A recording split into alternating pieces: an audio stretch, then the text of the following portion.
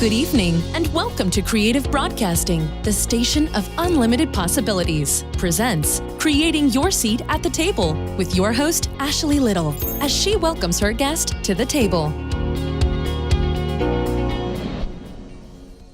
Welcome to Creating Your Seat at the Table. I am your host, Ashley Little. A little bit about myself: corporate professional by day, entrepreneur by night, CEO and founder of Ashley Little Enterprises, LLC, owner and creator of Creative Broadcasting, and co-founder and owner of Talk Radio and TV Network, LLP.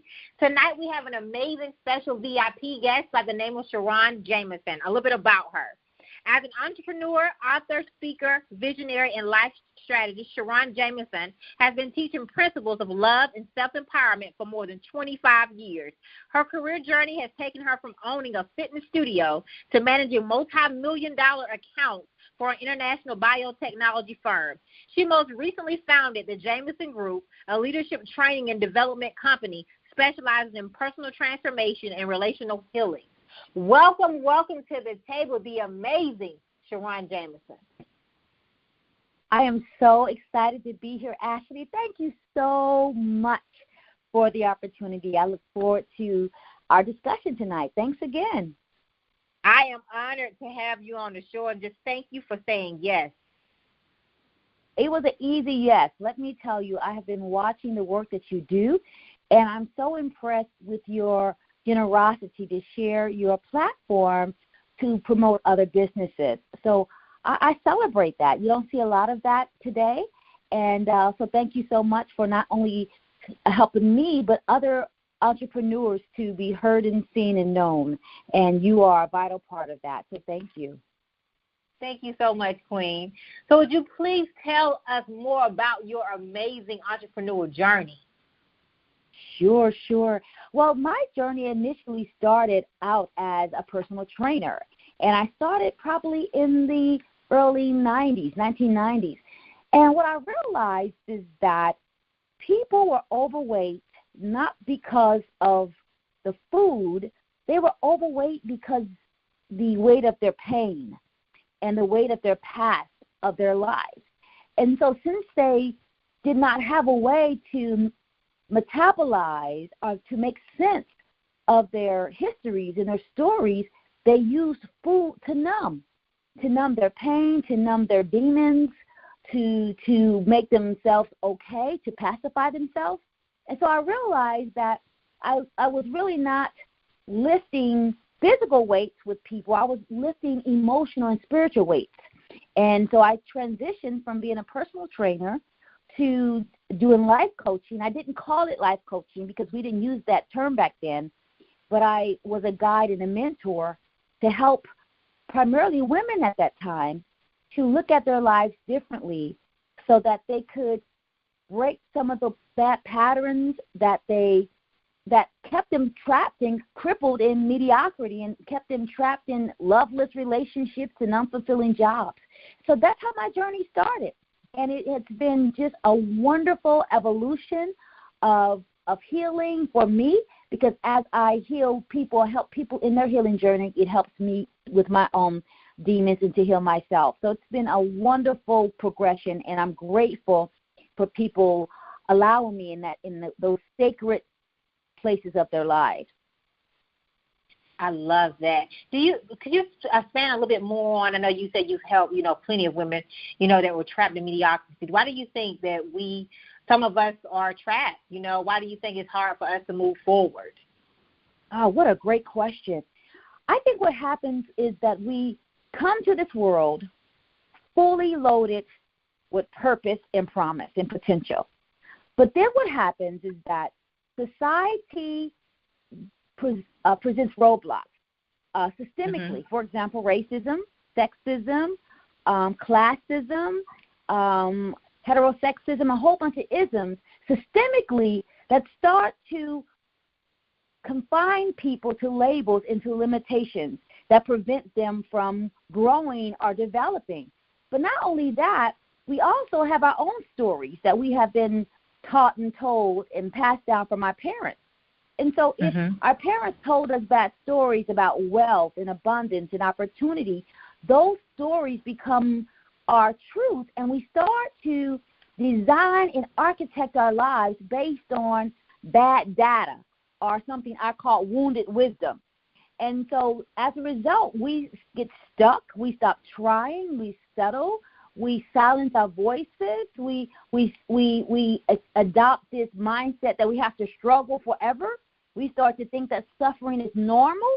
And so as a result, we don't grow, we don't evolve, we don't have the bandwidth to focus on our self-development because we are crowded and cluttered with pain and dysfunction and pathology. And so that's one of the reasons why we get stuck. But sometimes we don't know that we're stuck because dysfunction is our norm. And if dysfunction and addiction and abuse is your norm, you don't know that there's another way to live. You don't know that there's a future of promise and potential. And so we have to think about how we live impoverished lives, and poverty is just not about money. It's about spirituality. It's about love. It's about ability. It's about access. There's a lot of ways to live in poverty. And if we live in poverty, sometimes we don't know that abundance is available to us.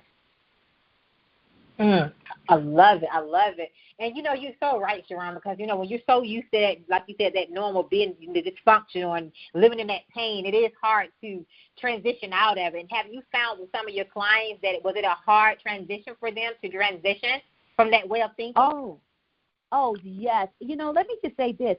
It depends on the person. One of my clients said something that was so important. She said, SharRon, I know that I live in hell, but I know my way around. And that was telling because she knew that she was underfunctioning. She knew that she was undervaluing her abilities and undervaluing who she was, but that was her norm. And sometimes we can get in a pit and we fall so low into a pit of dysfunction and a pit of low self-esteem and a pit of abuse.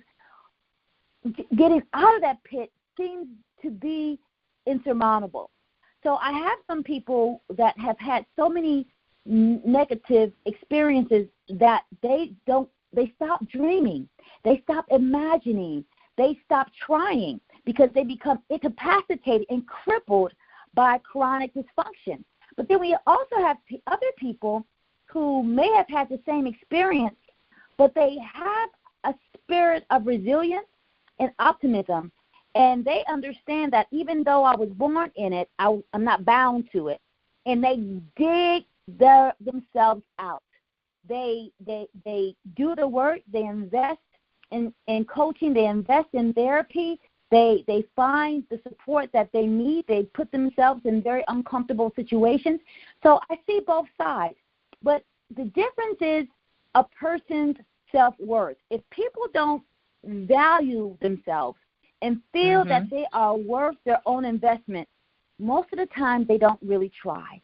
But if a person says, hey, I'm better than this, I am worth more than this, I don't deserve this, I am a rock star, I didn't come to this world to live in a secondary subordinate place, those are the people who fight it out, and they become warriors and they become winners in their own lives. So a lot of it, I hate that word mindset, but I will say it's mindset, but I also would say is there's the health of their soul. When your soul is healthy, you can hear God and you can hear your intuition. And when you can hear God and God speaking to you, you have a compass to guide you out of your dysfunction. But if you have no sense of our spiritual life, or if you don't understand that there's something that exists beyond you, you don't have a lifeline to pull you out of that sense of dysfunction. So you start to accommodate it. You start to tolerate it. You try to, like my client said, make yourself comfortable living in hell. But I am so encouraged because I see people fight their way out of mediocrity, of misery. I see people heal themselves out of dysfunction and addiction. I see people educate themselves out of poverty and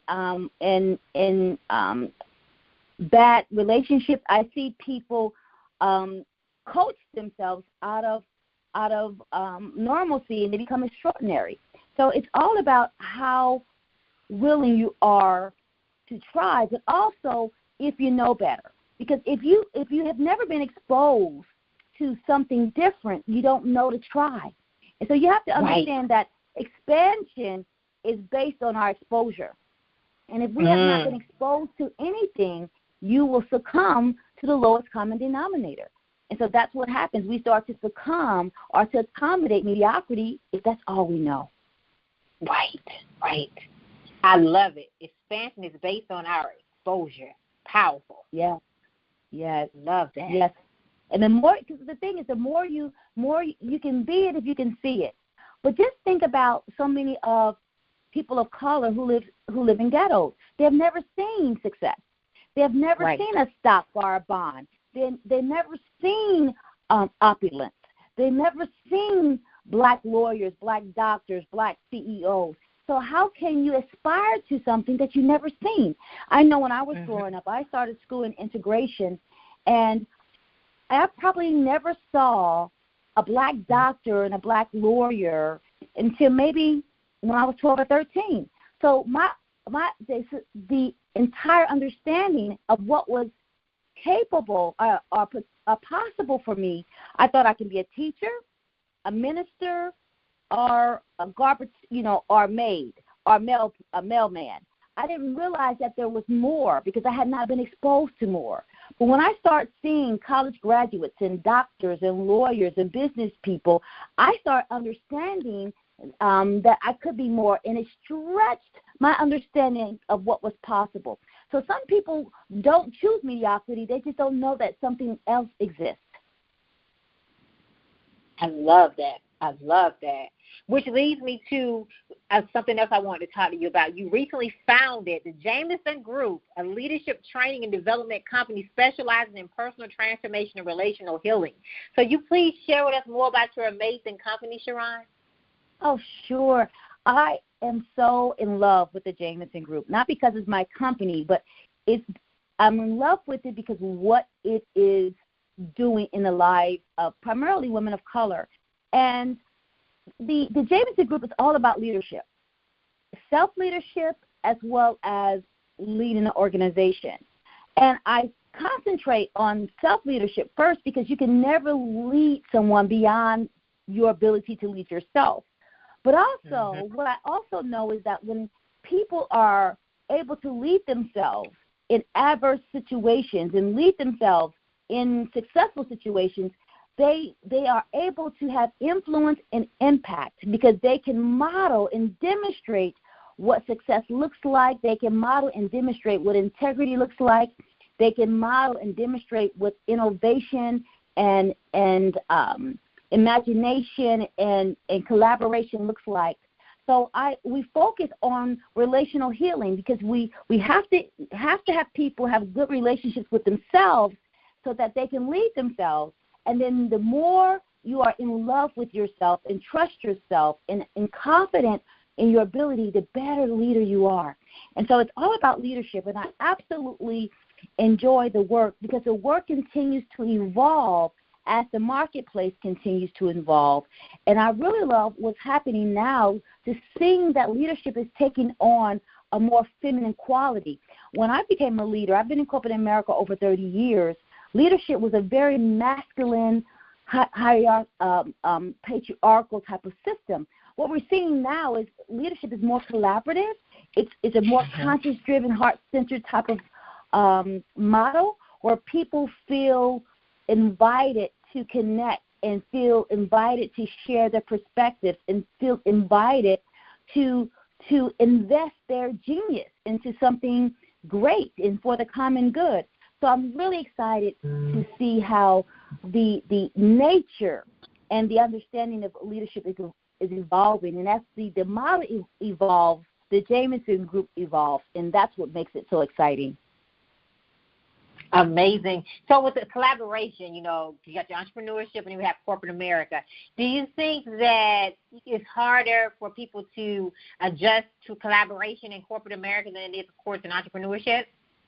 Because, some people still have the employment mentality, Yes. I would say this. Collaboration becomes hard when people don't have high emotional intelligence. I don't care if it's the corporate setting, the faith-based setting, or the entrepreneurial setting.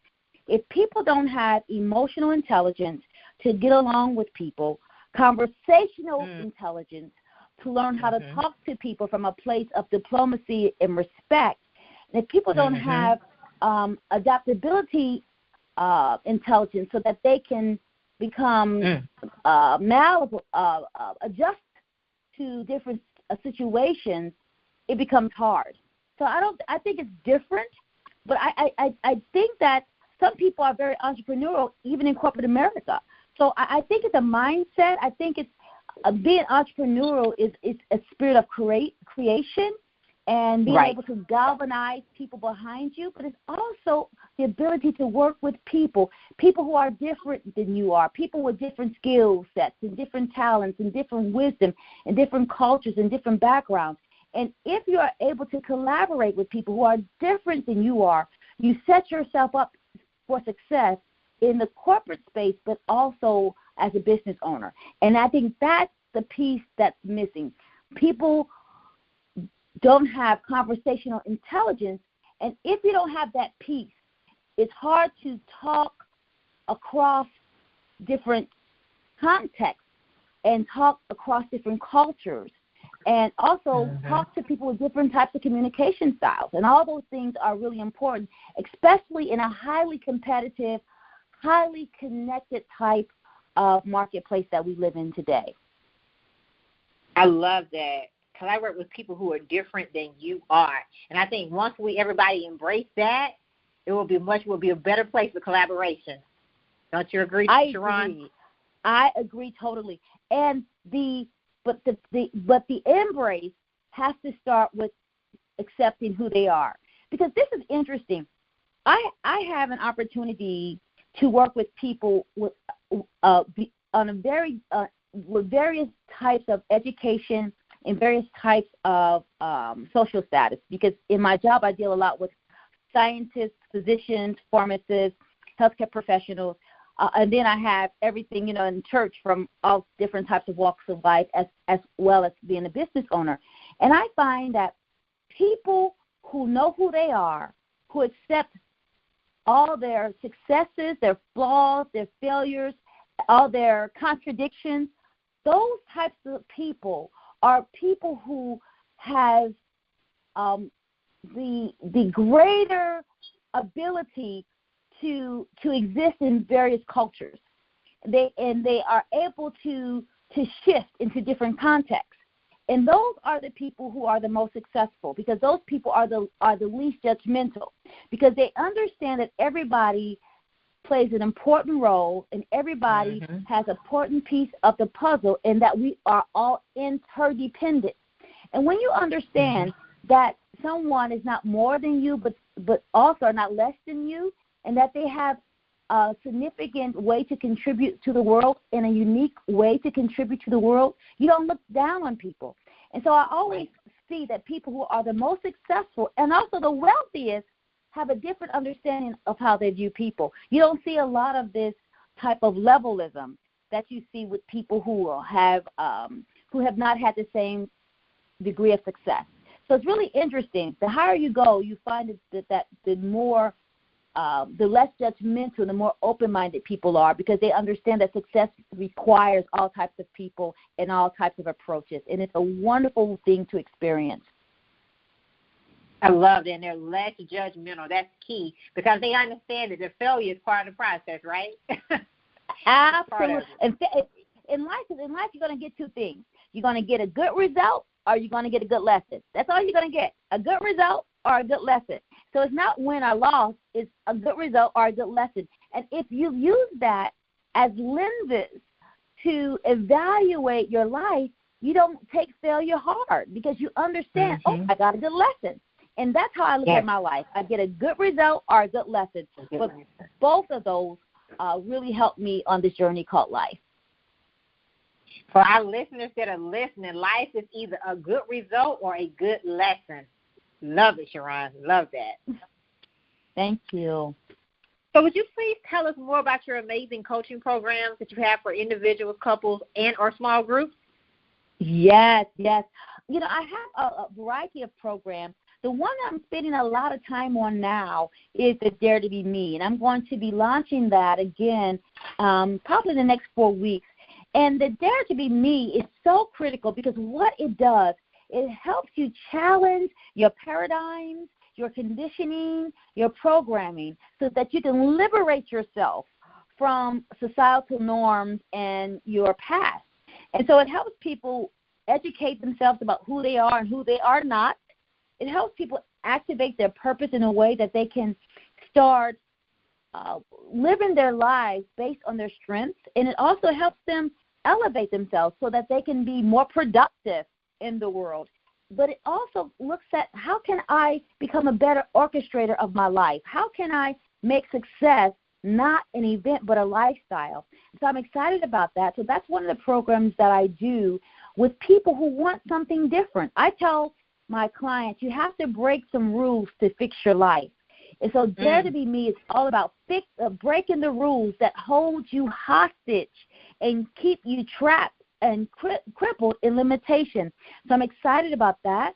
I also have a program called You Can Depend on You, and that's based on my book, I Can Depend on Me. And it talks about how our childhood wounds create pits for us, that if we are not able to identify how those wounds influence us in a negative way, we will always be trapped by our past, that we can never reach forward to architect a positive future. So that's a program called You Can Depend on You. And then I do couples counseling. And it's interesting, Ashley, I'm starting to work a lot with entrepreneurs. There are a lot of people who are in business with their friends. And just like I did with couples in marriages, I'm starting to be a coach with people who are in relationships, in business relationships, to help them navigate the complexity of being in business with people. Because again, you know, it's kind of like a marriage. And if we don't, if we've never had an opportunity to see conflict and healthy conflict, and if we don't have a lot of experience resolving healthy conflict, what happens is people, their businesses end. And when you start talking about millions of dollars, you just can't take your ball and go home. You know what I'm saying? Right. You know, so I try to help people navigate that. And you get surprised, a lot of people have never seen healthy conflict. They don't have conflict skills. But conflict is not bad. Conflict is a bridge to greater understanding. So I'm starting to do a lot of that. That's really interesting how, like I said, the Jamison group continues to evolve. And now I'm doing a lot of work, too, with women over 50 to let them know that we can reimagine our lives and go back and reclaim our dreams and reclaim our vision. So many women of my age, we were taught to put our families first and put everybody's needs in front of our own. So now a lot of us are over 50 and like, wait a minute, I'm going back and reclaiming my dreams, and it's not too late for me to start that business, to go back to college, to start my dream. And so I deal a lot and work a lot with women who are reclaiming their lives, and it is so amazing to see women 60 years old going back to school, women 55 years old getting out of loveless, abusive marriages, women, 60 years old starting businesses. It's amazing. I see women who are 50 years old starting to work out for the first time in their lives. So I'm starting to see work a lot with women reinventing themselves, and it is amazing to see. So I'm starting to do a lot of that. So the business continues to evolve, and I'm really, really excited. But it's all about helping people reclaim who God created them to be. Because I think that God had something different in mind when God created us. But society said that we couldn't do this. Our parents said that we better not do that. Somebody said that we were too old, too fat, too ugly, we were always not enough to be who God has called us to be. But I think now people are saying, I'm going to be who God meant for me to be, and people are reclaiming who they are. They're reclaiming their identity. They are reclaiming their self-value, and they are making significant advancements in their lives. And I'm really excited to be on that journey with them. Well, for all of our listeners that are listening, SharRon has a coaching program for each part of our lives. Definitely reach out to her if you need her assistance. She is definitely amazing, and she not only just has the coaching programs, but she's been there, done that, and practices what she preaches. SharRon, you mentioned a lot of nuggets when you was just talking, but one thing that stood out was the friends and business. You know, a lot of people can't do that, you know, because they're afraid that it's going to ruin their friendships, and which it has ruined some people's relationships. So why do you think that it's so hard for people to be able to have a healthy relationship in business with friends? Oh, what a great question. I think that it's many reasons. One reason is that we go into business without having the necessary conversations to talk about roles, rules, and resources. We need to talk about who's doing what, how we're going to run this business, what is the vision, and resources. Who has money, who has networks, who has connections. And we have to be clear on those things first. The second thing that why our businesses with our friends fail is because both parties have to stay engaged in the self-awareness work. Because the higher you go up, the deeper you have to go within. Because success and being a business owner is like character development on steroids. Because we know that being an entrepreneur is scary. It's uncertain, it's ambiguous, it's a lot of challenge. And if you don't know yourself, and if you don't have good communication skills and good conflict management skills, in the midst of adversity, it will break a connection. And so we have to have rules of engagement for the business. We have to have people continuing to invest in their own development, because the higher you go up, the more you have to go in. And then here's the third thing. We have to make sure that each party understands their strengths. Sometimes when we go into businesses with our friends, something happens, you start to see a lot of jealousy, because one person is going to shine in a certain area. And so what I see happen is that I see people get into this tug-of-war. This is what I want people to remember. Climbing always causes casualties. Very few relationships can withstand one friend moving higher and faster up the ladder than another friend. And if you don't have both friends who are doing their own emotional work, who are spiritually grounded, who can share their discomfort and talk about their jealousy, and to co-develop and co-create something that works for both of them, the state of the business is in jeopardy. And so there's a whole bunch of different types of complexities that have to be addressed. And if we just go into relationships based on liking someone without doing all of that due diligence work, you build your business on seeking sand instead of a solid rock.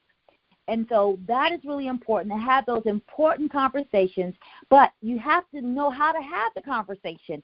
And sometimes we have very shallow conversations, and shallow conversations don't ground you. You can't be rooted in shallowness. You need to have deep roots to bear good fruit. And if you don't have deep roots because you don't have the wherewithal emotionally, spiritually, or intellectually, and you have not had those foundational conversations, you set yourself up for failure. But that's what I've seen. But I've also seen it work well where people were able to navigate adversity and navigate complexity, but they did not navigate it alone. So that's why I would encourage people, when it gets difficult, get help. Get help immediately when you start to see that you continue to have what I call recurring conversations. That's the conversation that you keep having that lets you know that you're having difficulty resolving it on your own. Get help immediately. Don't wait till you're in a full-blown crisis mode and your business is almost about to fold because you can't work out those issues. If you keep having the same conversation, I would say about 3 times max, get help immediately and to help you resolve it and to work through it. I love that. Get help immediately. We have to be able to understand that, be able to see the signs, and actually be able to do that and stop trying to handle it on our own. Because I think sometimes if you don't know the correct way to handle it, it will ruin the relationship. Absolutely.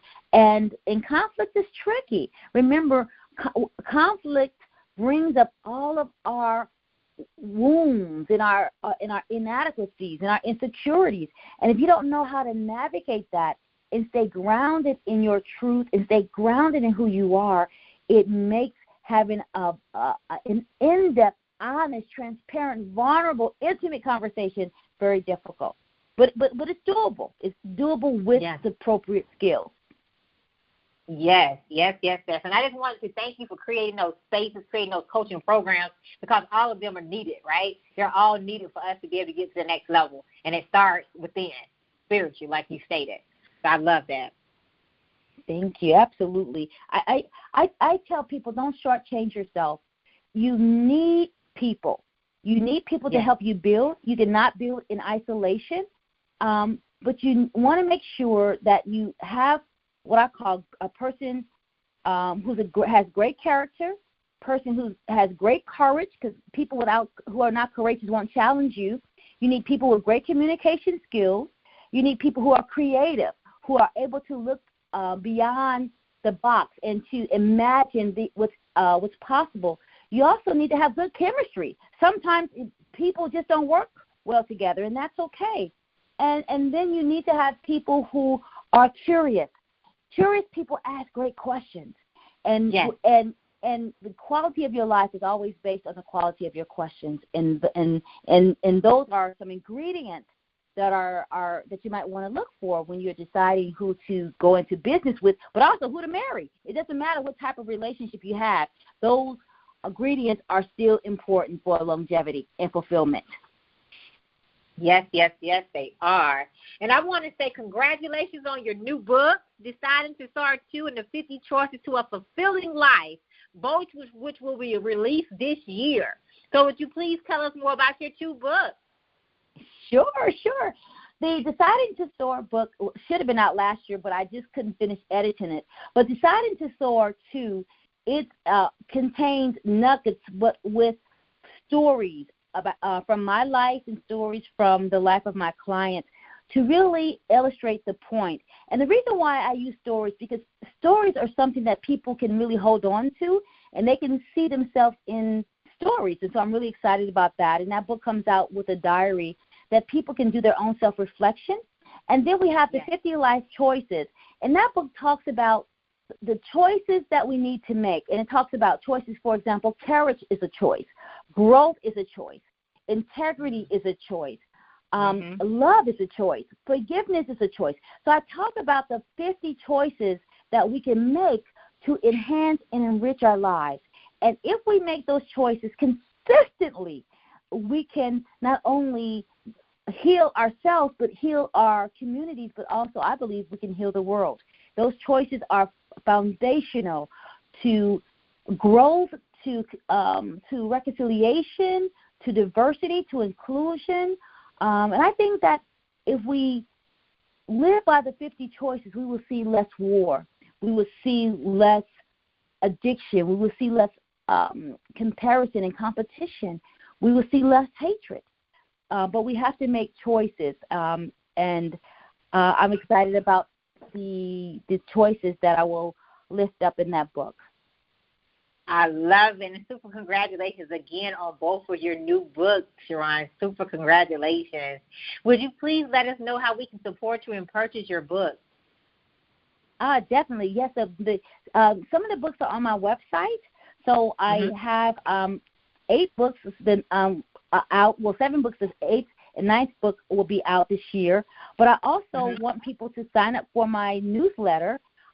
Every week or every maybe 10 days, I send out a newsletter to talk about something that I'm learning in my coaching practice or something that I'm learning at the Jamison group, something that I'm learning in my corporate job that I think might be helpful to other people on their journeys.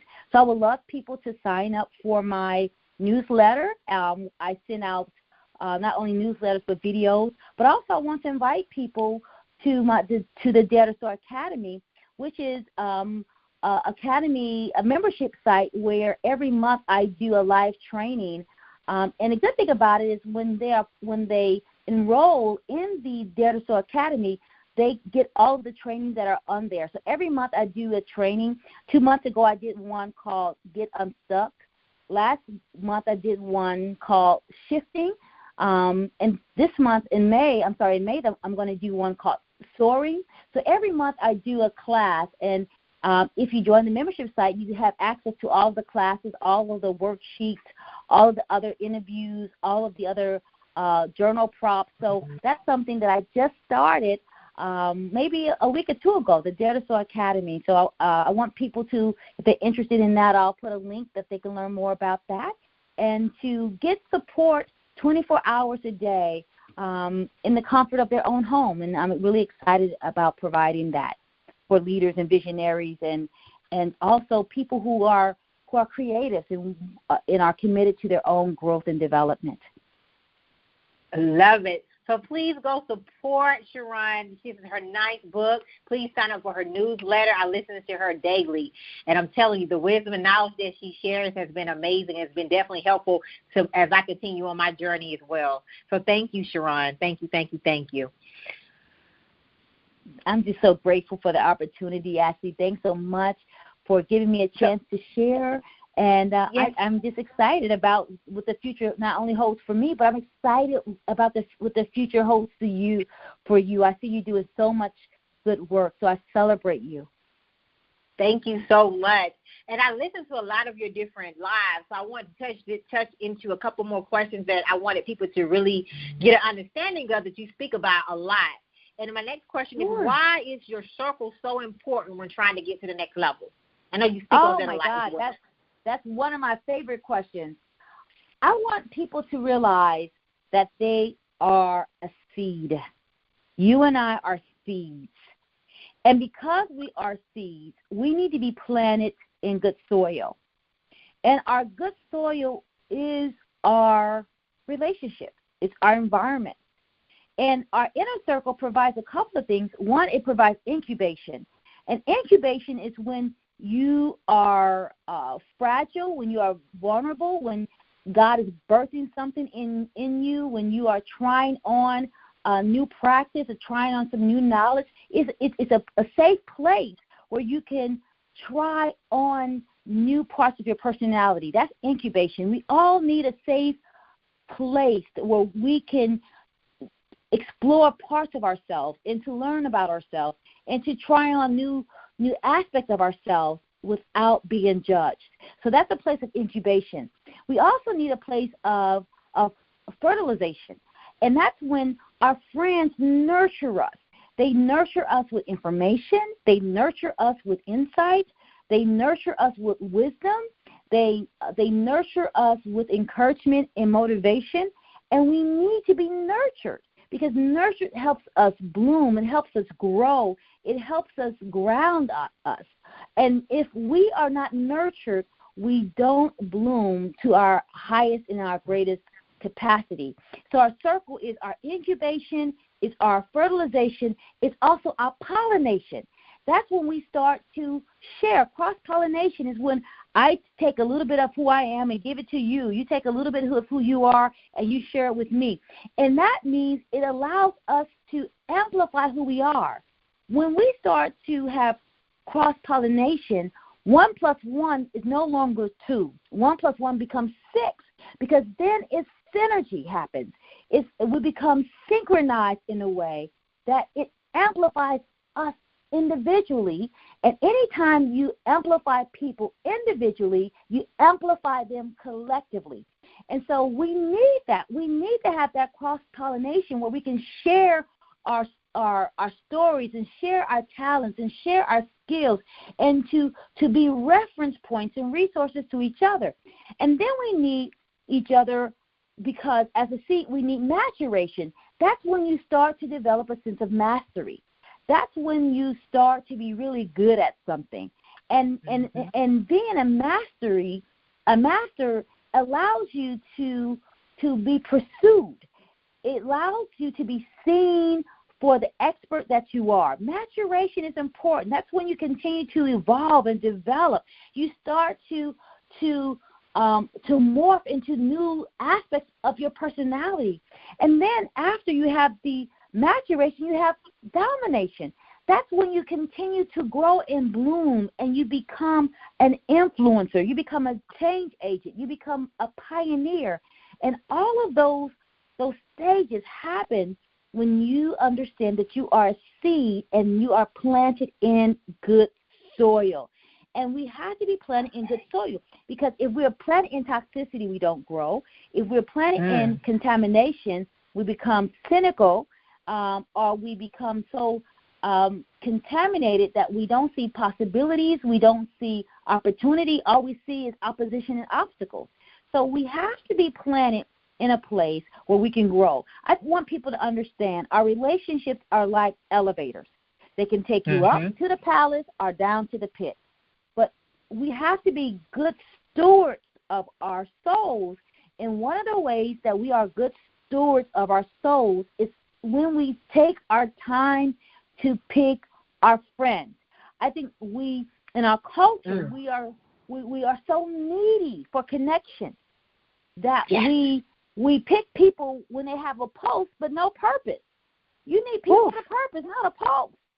And we need people who have a purpose, because if people don't know their why, they will get in your way.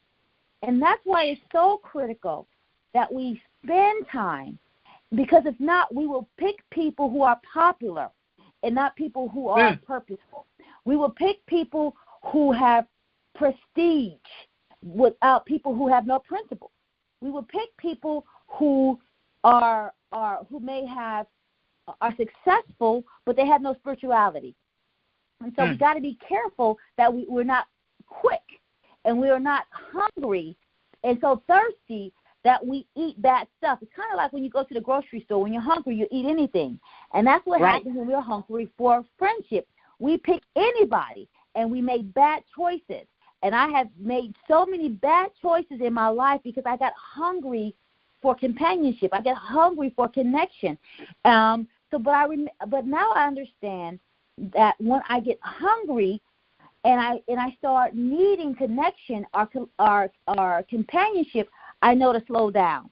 Because when I get hungry, that's a sign that I'm going to make a bad decision. Being a good steward of your soul means you have to take your time and get people, because some people don't have enough power for the position of a friendship. A friendship requires power. It's a very important position in your life. If people don't have the power for the position, don't put people in the position. It's better to have an empty space than a space filled with the wrong thing. And I think that is critical for people to understand. I love that. There's so many powerful nuggets there. When you're hungry for connection, you have to slow down. That's so important. You have to slow down. Because I think all of us have been there. Oh, that's how I got married the second time. You know, when I think about my marriages, I was hungry for connection. I was hungry for companionship. I was hungry for love. But the reason why I was hungry for love from others, because I didn't know how to give it to myself. We got to be careful that if we don't love ourselves, we will look in the hands and in the beds of others for affirmation. That's dangerous. Yes. So we have to make sure that we can look in the mirror. If we don't look in the mirror and see love, we're looking in the eyes or the hands or the beds of other people, and that makes us easy prey for manipulation and abuse. So we got to be careful and love ourselves. And that's why I tell people, hungry makes you hasty. So when you're hungry, that means to hold back so that you can give yourself the time and the space to make a good decision. I love that. So I always ask all of my guests this question, SharRon. How did you create your seat at the table?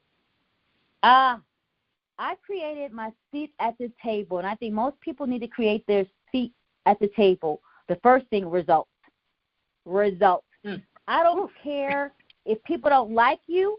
If you can produce, people will find a way to like you. They can think, I don't care, they can hate you, think you're dumb, stupid, ugly. You have some results, people will get a new revelation. And so I think that result is really important. I think excellence is really important. And I think that being able to negotiate and maneuver in toxic environments is really important. I think that's what really helped me in corporate America. I had great results. I always performed at the highest level, and excellence is variable at the highest level. And I learned how to navigate toxic situations. You got to be politically astute, and I think that has helped me get a seat at the table, because sometimes you have to bogart to get a seat at the table, and sometimes you have to be what is it called? Slick as a snake, as clever as a serpent, but gentle as a dove.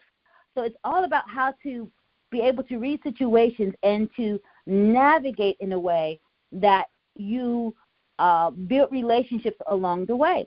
But I think it's results are critical. And let me say this, having a seat at the table means that it's up to you to develop. I think so often we, especially people in corporate America, act as if it's their job's responsibility or their corporation's responsibility to develop them. It's not. It's your responsibility. It's your career.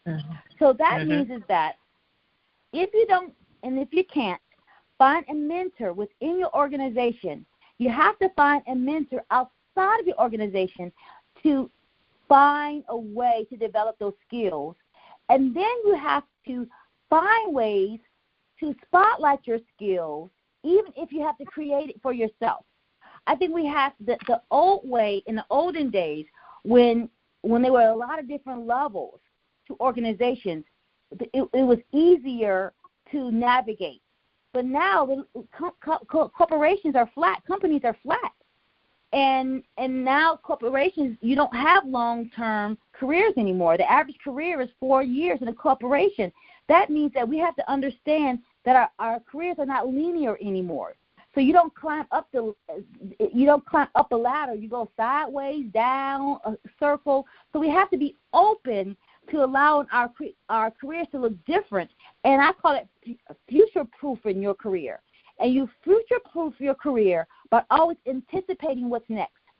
And that's why vision is so important, because you can't wait till something happens and say, oh, I'm going to play a role.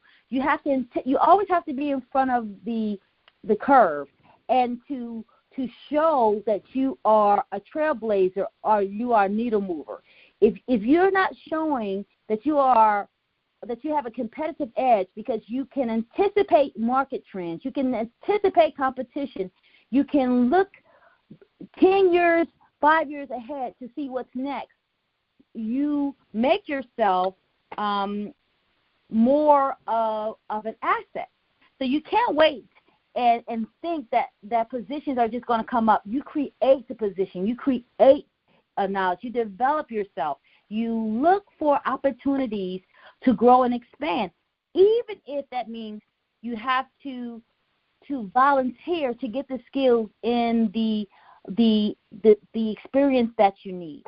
So I think that you have to be able to look outside of conventional ways to gain your skills, especially as companies continue to downsize.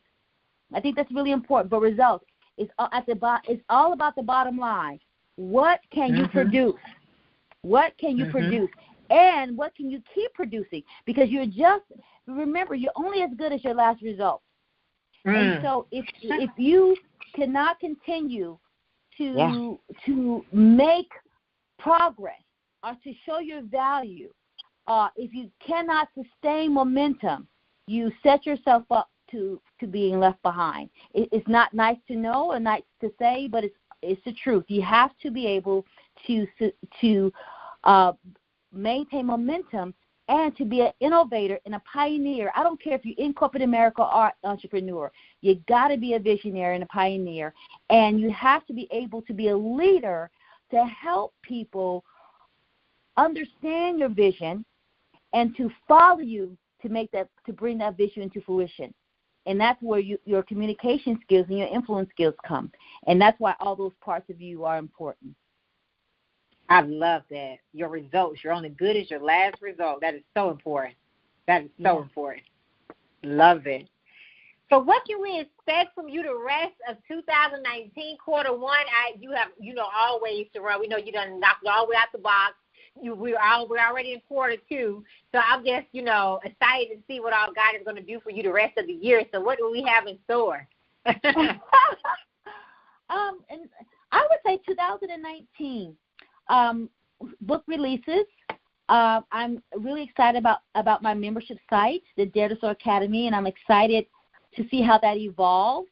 And that's going to be interesting because I'm allowing people to have input in the development and not only the development, but also how that academy will support people. I'm excited about that. I'm excited about my coaching program, Dare to Be Me. I'm so excited about that program because I have seen people change their lives. I've seen people reimagine and revise their lives in meaningful ways. So I'm excited about that.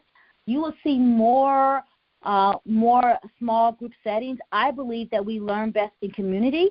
So I'm excited to think about having small groups, maybe of 5 to 7 women, working together in a masterminding situation, and not just to build businesses. This is what what I'm learning is that masterminds are not only good to build businesses. They're good for building lives. Because what we realize is that sometimes people need help to identify their strengths, because sometimes we don't see our strengths, we don't see our abilities, we don't see our roadblocks, we don't see how our stories are impediments to our advancement. So I'm really excited about looking at how we can take 5 to 7 women and help them mastermind so that they can restructure their lives so that they can make winning and happiness and abundance not an event but a lifestyle. Right now I deal with a lot of physicians who are leaving the medical field, and so that's been really interesting to help usher people into their new norm or their new career. So I'm excited about that.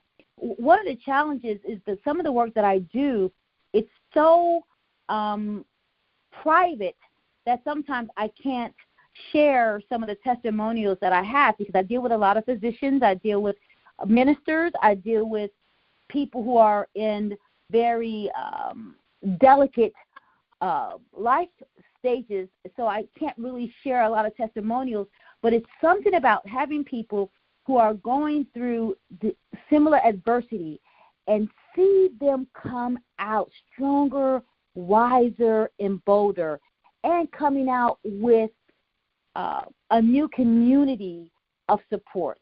So I'm really looking forward to testing that this year in a mastermind setting because we do learn best in community. And I also realize, according to the research, that isolation is becoming one of the nation's leading indicators of depression and mental illness as well as physical chronic disease. And so since isolation is becoming such an issue, I want to find a way to help people connect in meaningful ways and not just social media. I think people are starting to understand that social media does not provide the connection that we long and yearn for. We yearn to be connected with each other. So I am excited about thinking about, and I'm going to do it, I'm just thinking about how we can do it in a way that I get people who have similar demographics, similar experiences, so people can really be support to each other. And also that will definitely be a program by application only because, again, people are going through very sensitive stages in their lives. They're dealing with very sensitive situations that are, and confidentiality is of the utmost importance. So I'm excited about that. Bring that out probably at the end of the third quarter, early fourth quarter 2019. So some exciting stuff. I'm excited about it, and I look forward to it. Yes, super congratulations on your book releases and all your masterminds. Dare to be me. Please join the movement, listeners. This is going to be an amazing movement. So super congratulations, SharRon, for all the great things that you have coming up. Oh, thank you. I'm excited. And like the word says, eyes have not seen nor ears have not heard what God has in store. And I am excited about what God has in store. And I'm excited about bridging faith with success. Because so much in church we have learned that you can only be a Christian if you're poor, and I think that's a lie. I want people to understand that you can be wealthy emotionally, spiritually, physically, and God really desires us to have abundance. And so I'm excited about merging some spirituality, not religion, but some spirituality with all of my programs, because at the core of who I am is a minister, and that's my that's my calling, and my corporate job and coaching, everything else kind of supports that. So I'm excited about that work for 2019. Amazing. So would you please tell our audience before we go how they can follow and contact you once again? Sure. Everything is my name. My website is SharRon Jamison. All social media, everything is SharRon Jamison. If people tag me or follow me, I always follow back. So I will encourage and would love people to follow me. I would love to follow them. I would love for people to sign up for my free newsletter. I would love to do that. I will also invite people to think about joining the Dare to Be Me program that starts in May, and also the Dare to Soar Academy membership site. And if there's something that people need that's not being offered, I would love for people to let me know what that is. I'm always looking for ways to better support people based on what's going on in the world and also what's going on in their lives. So I would love for people to tell me what they need, and hopefully I can support them. If not, I can lead them to some great references, because I have so many wonderful friends doing great work in the world just like you, and I would love to serve as a conduit to connect people if need be. So I will hope people to connect with me, and I look forward to connecting with them. Awesome. Well, thank you so much for taking time out of your very, very busy schedule, SharRon, to come to the table today, and I look forward to bringing you back before the end of the year. I'm so grateful. Thanks so much for your time and opportunity. Blessings to you, and I look forward to seeing you too sometime and throughout 2019. Thank you so much, Queen. Thank you. Thank you. Have a great evening. You too. I would like to give a special thanks to Tammy Collins Marquis and John Schamberger. I would also like to give a special thanks to Dr. Larry White Sr. and author Kimberly McLemore. And I would also like to give a special wish of happy birthday to our amazing engineer, Justin. So happy birthday to you, Justin. And you all may follow us on Facebook at Ashley Little and on Instagram at _Ashley A. Little. Thank you. Thank you for tuning in to another episode of Creating Your Seat at the Table, where Ashley speaks with corporate professionals, celebrities, entrepreneurs, authors, and speakers who are transitioning or have transitioned to entrepreneurship.